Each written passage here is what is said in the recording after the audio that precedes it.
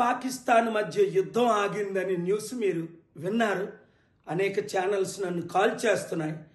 నా ఇన్పుట్ నేను ఇస్తాను. 12 రోజుల నుంచి టర్కీ అంటే పాకిస్తాన్కి యుద్ధ సామగ్రి అందజేస్తున్న టర్కీతో చర్చలు జరిపాం శాంతి కొరకు.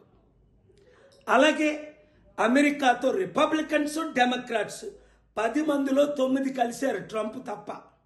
ఓపెన్గా శాంతి కావాలన్న వాళ్ళందరూ రిపబ్లికన్స్ డెమోక్రాట్స్ మీరు పాకిస్తాన్ వెళ్ళండి, చర్చలు జరపండి అన్న దాని నుంచి నేను చర్చలు జరుపుతున్నాను. నేను ఎందుకు పాకిస్తాన్ వెళ్ళలేదంటే ప్రైమ్ మినిస్టర్ మోదీ గారు కలిసిన తర్వాత వెళ్తే బాగుంటుందని రాత్రి పగలు ఫోన్ల ద్వారా చేస్తున్నాం.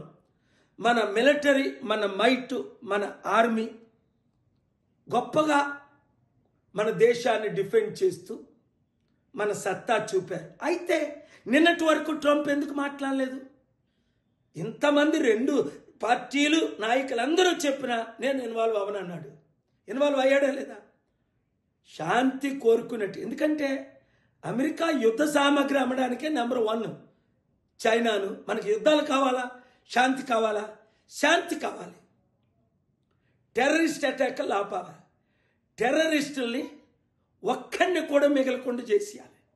ముందు నుంచి నేను against all terrorist attack, all corrupt politicians also. Share this video with everybody. ఇప్పుడు నా చర్చలు ఇంకా సఫలం అయినట్టు. ఎందుకంటే లాంగ్ టర్మ్ మనకి శాంతి ఎలా కావాలన్నదే నా గోల్.